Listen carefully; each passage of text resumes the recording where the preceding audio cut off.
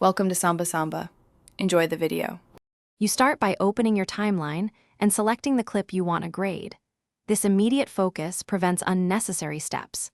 Once your project settings and color management are set, switch to the color page and create a new node with Alt+S or Add Node.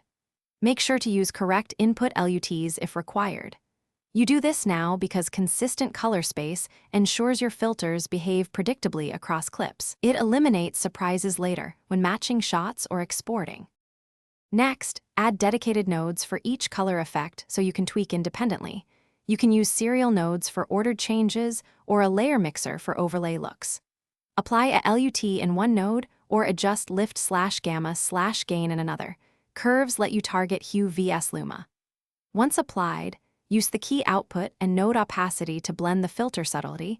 This preserves skin tones and avoids clipping. Make iterative passes while toggling the mask to check localized impact.